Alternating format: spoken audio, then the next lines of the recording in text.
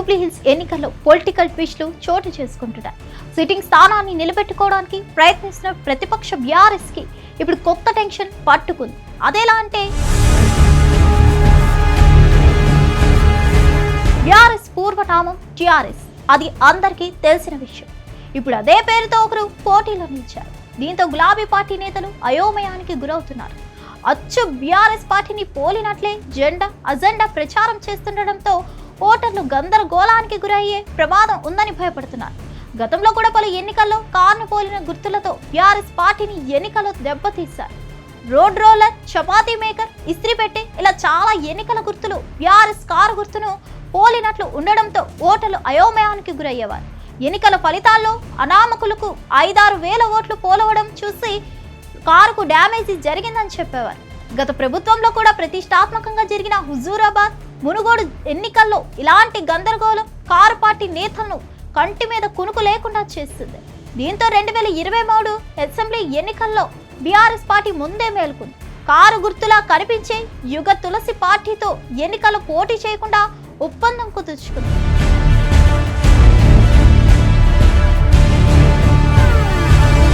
యుగ తులసి పార్టీ ఎన్నికల గుర్తు రోడ్ రోలర్ చూసేందుకు తమ పార్టీ గుర్తు కారు మాదిరిగానే కనిపిస్తుందని బీఆర్ఎస్ ఎన్నికల కమిషన్ దృష్టికి తీసుకువెళ్లింది.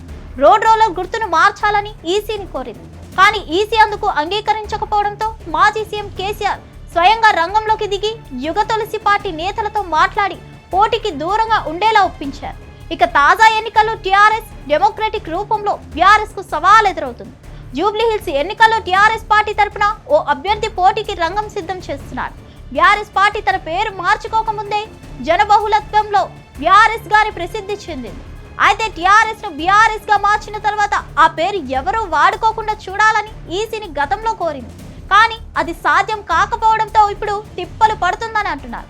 తెలంగాణ రక్షణ సమితి పేరుతో జూబ్లీహిల్స్ పోరుకు సై అంటున్న అభ్యర్థి గులాబీ రంగు బ్యానర్లతో హడావిడి చేస్తున్నారు. దీంతో ఓటర్లు గందరగోళానికి గురయ్యే ప్రమాదం ఉందని గులాబీ పార్టీ నేతలు భయపడుతున్నారు.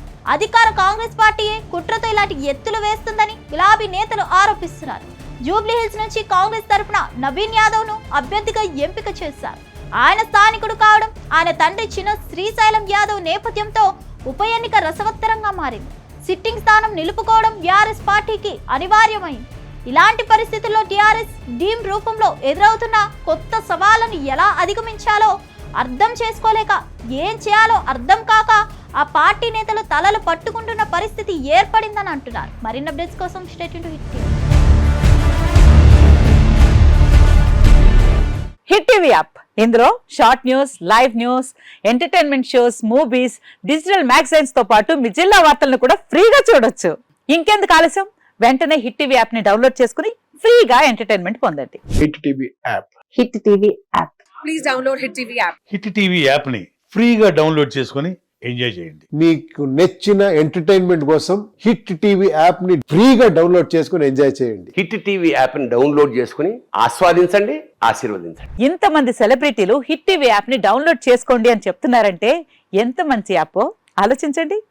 అమెరికా అమెరికా అమెరికా అమెరికాలో చదవాలనుకునే వాళ్ళకి విశ్వసనీయమైన పేరు మన శౌర్య కన్సల్టెన్సీ.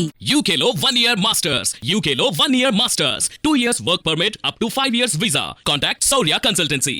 Contact 89851 89851.